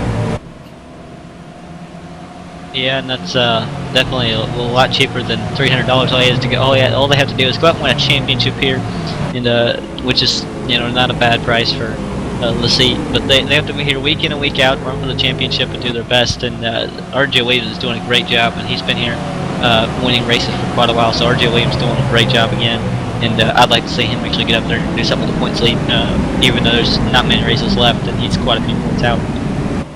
Nope, after tonight, Dakota, these guys will only have 4 races to go. And you're talking about coming down to the wire here in the closing a few races of the RSR Full Throttle Cup Series. Coming down to the wire, I'll tell you what's coming down the wire is the lap times here. Right, last time by R.J. Williams, a 32.218, and in front of him, Landon Huffman was a 32.259. So that was R.J. Williams, just a little bit quicker last time by. Yeah, R.J. Williams has got that car on a rail tonight, and as we're talking, the Martinsville is where we go next, Dakota. Then the Texas, then the Phoenix, and then the RSR Championship weekend at Homestead, Miami, Florida. 110 laps there as well. So it's coming down to an end. I'm more excited about probably Martinsville. I think it's going to be one of the most interesting races we've watched in a while. Martinsville full of wrecks usually, and I'm not going to guess it's going to be any different because Martinsville is just the way it is. So much braking and all kinds of stuff that it's just going to throw these guys for a loop. Sorry, especially when they come to places like this. It's not quite as much brakes as you'll see at Martinsville, at least. I think it was the braking points and everything. They changed so much at Martinsville that it's just unique. You can see guys, braking in the middle of straightaway, 3/4 of the way straightaway. It's going to run into problems, I assure you that. I can't wait to watch them light their rotors up as well, too, Dakota. Martinsville always a fun event to watch, especially in this series. And especially, right now on the track, in the 5th spot, Kel Dresbach and Ronnie Potts duking it out 2x2 here going into 3. As they touch, Glenn Campbell there in the 44 machine gives him a little bit of leverage to get beside Ronnie Potts coming down the front stretch. Kel Dresbach again in 6th, Ronnie Potts 7th, and Glenn Campbell 8th. But Glenn Campbell nonetheless is going to pinch the number 2 of Ronnie Potts down low, coming out of 2, see what he can do. I'm not quite sure that want to go back and look at that. The 2, Ronnie Potts, I believe, getting underneath the 45 of Kel Dresbach. That was not intentional contact. Looks like the 2 of Ronnie Potts got really tight, and I think he held his spot pretty well. I think the 45 came down. Wasn't quite expecting him to be quite up as far as he was. I'm not sure though. Just part of it. He got that car real deep, and I'm pretty sure that he was hammering the wheel to the left as far as it go to keep off of him, but they did touch. No one wrecked, so no harm, no foul. Rubbins racing.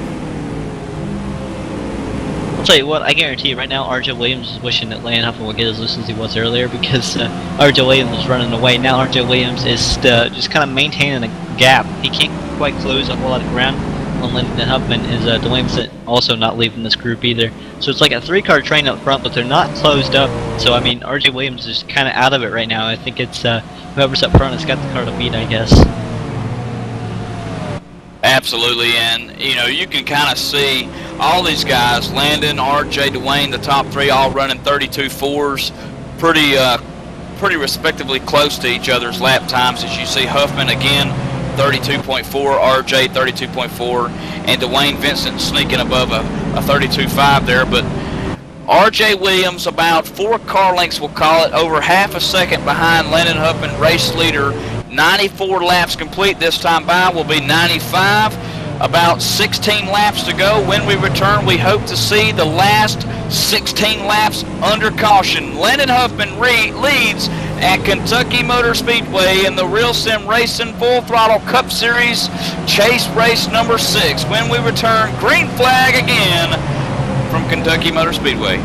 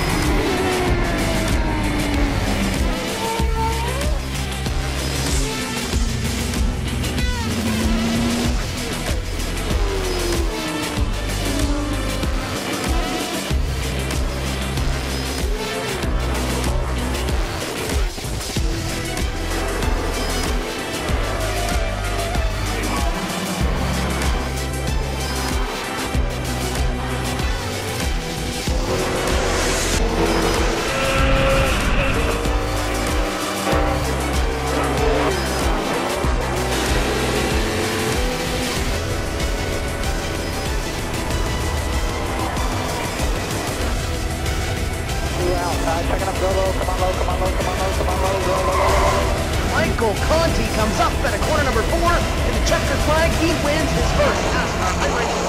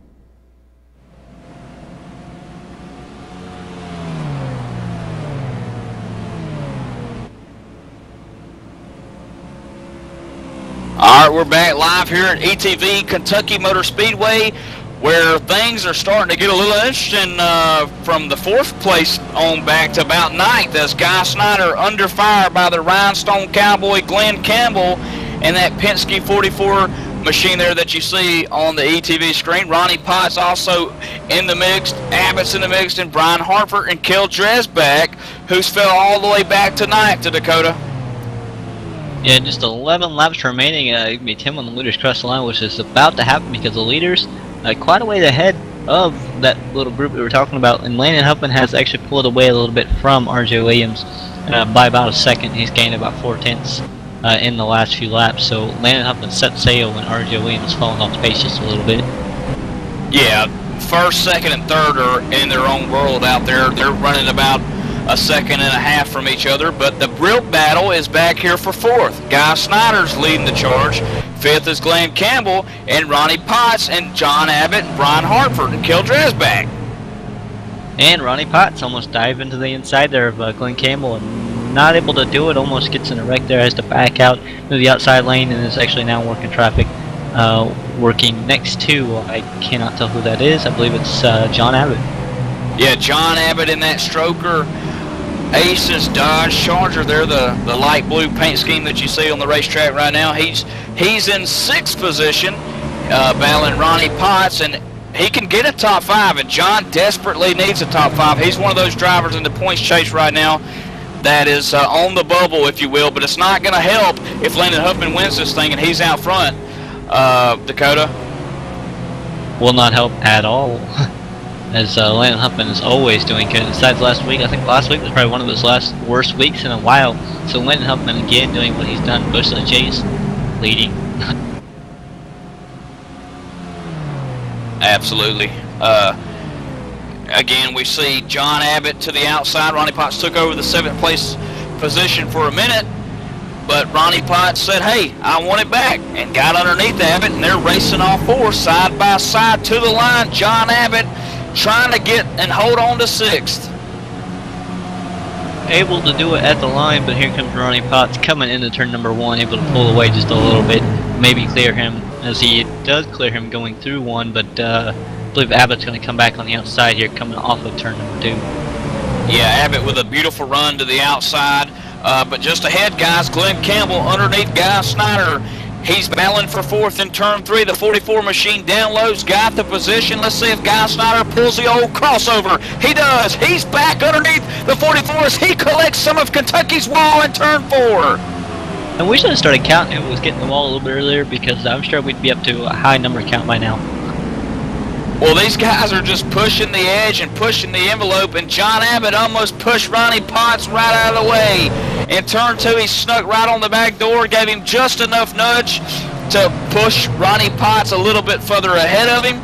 And then meanwhile, Guy Snyder took the position back over Glenn Campbell. Keaton, are you sure we're on at Darlington? Because this is remind me a lot of like Darlington racing. Yeah, the black stripe, the Darlington black stripe. Yeah, Kentucky's is actually, you know, one of those top tracks where you know, you got to take a piece of that wall with you because of the racing groove, I guess. You know, these guys are trying to get every inch, take up every inch of the track as possible coming out of each turn. As you see Campbell try to go back to the inside of Guy Snyder, but he shuts the door. Ronnie Potts is there. Abbott's there. Big battle again for 4th all the way back to 9th.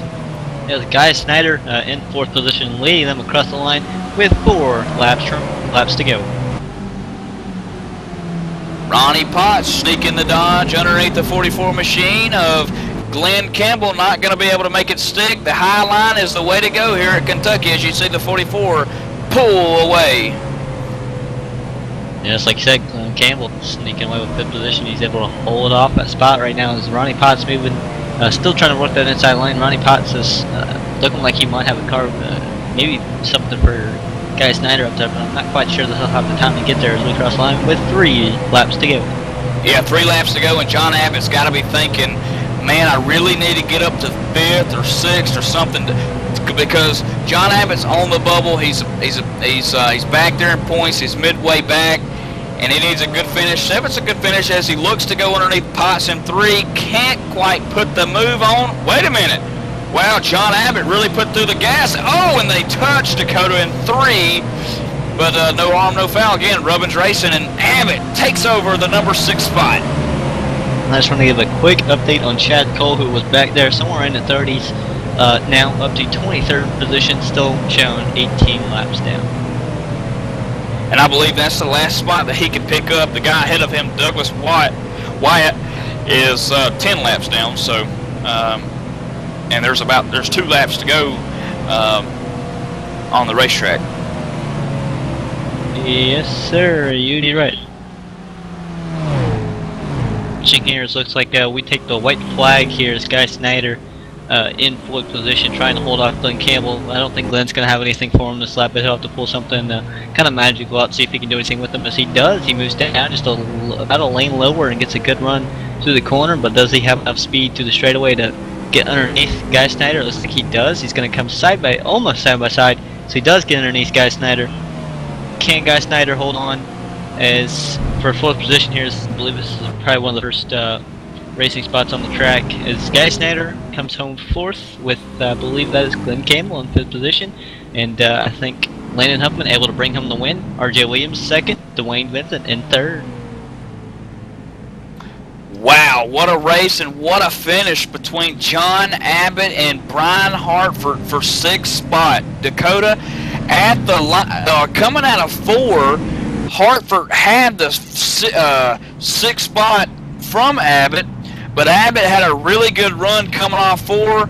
The other one kept it low. The 10 kept it high. They come across the line, and Abbott barely gets 6. I'm talking about, what is that, 0.003 seconds over Hartford for 6th.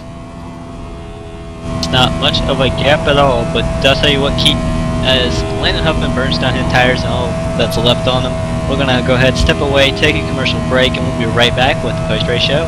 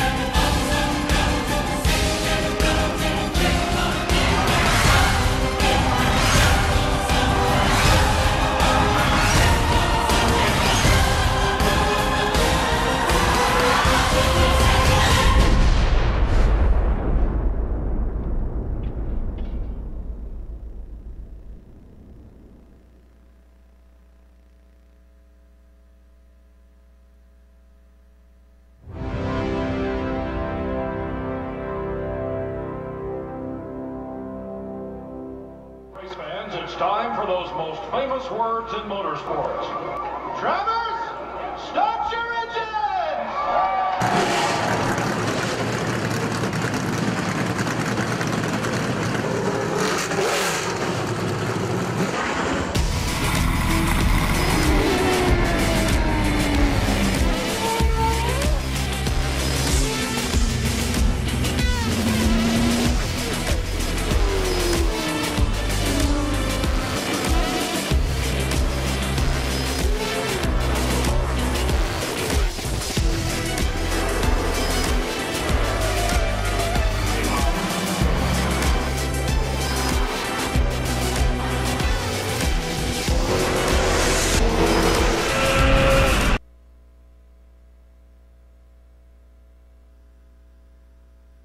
All right, we're back, race fans. So, to what was an exciting turn of events for the race winner, Landon Huffman. 1 point down all the way back to 32nd position, worked the car all the way back up towards the front. Won this thing.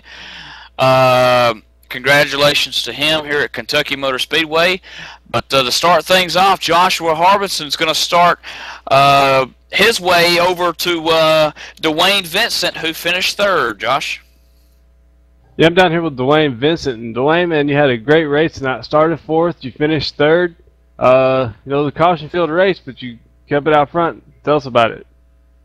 Well, it wasn't a great race for me. I feel bad about taking Chad Cole out, man, and a couple of teammates got caught up in that as well, so I'm not too happy about that. I want to apologize to all those guys, but yeah, I stayed out when a caution came out and got track position back, so ended up third, but not too happy about it.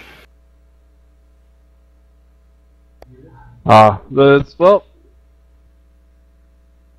so how's it looking going into the next race in the season? Martinsville is gonna be a little crazy, I think, man. Just gonna try to survive. Well, everybody you'd like to thank for tonight. All my teammates, Red Ass Chassis Works, raceskins.com, and say hello to my dad at home. All right, well, I'm with Dwayne Vincent. He's the third place finisher, surviving tonight, and hopefully he can survive next weekend. I'm going to send it over to Dakota, who is with RJ Williams. Yeah, RJ, who started, I do believe, 5th, was top of the board in practice, finished 2nd, and there was a moment in the race where we were actually pulling for him. I was pulling for him. He was my personal favorite to get it. RJ, the last run you had to work through traffic, and it seemed like you burned your tires up just trying to get the lane in there. What happened? That's exactly what happened. I got a bad restart there and kind of had to work with Cole there, and then had to work around Dwayne and kind of use my stuff up. It looked like Landon was getting off the turns a lot better than I was, and I was trying to figure it out a lot better throughout the whole run. There at the end, I started catching them, but it wasn't enough to get up there to them and actually have time to work on them either. And RJ, I know you finished first last week at Charlotte. You finished 2nd here tonight, but we go next week to that paperclip, the really short track in Martinsville. Do you have anything for that track, or is this going to be some track that's not very good to you? Well, I planned on finishing first last week at Charlotte till that idiot decided that he's going to block and attempt to take out the leaders, which he accomplished.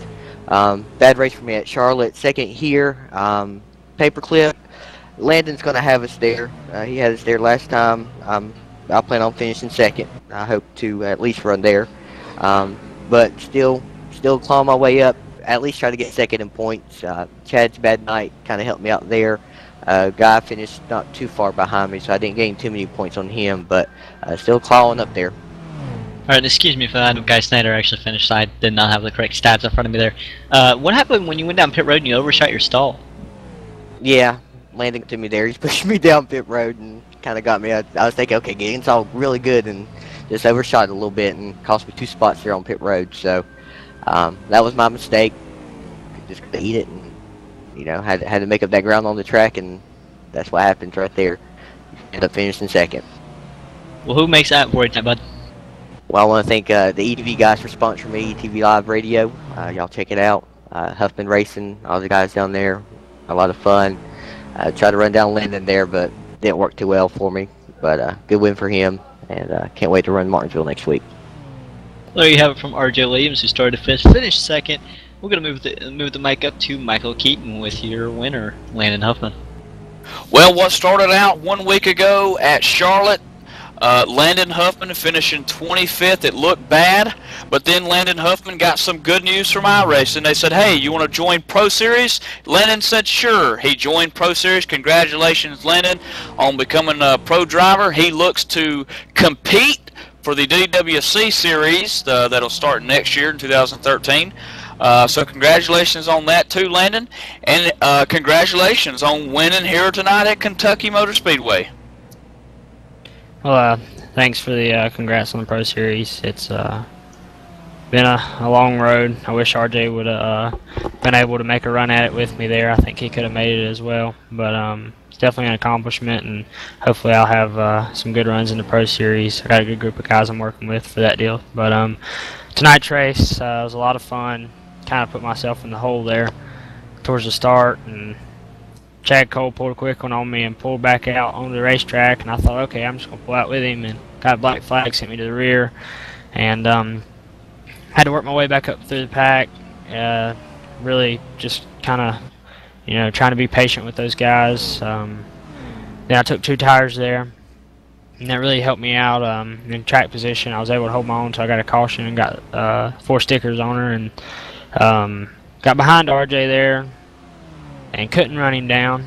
And he was definitely faster than me on the longer run.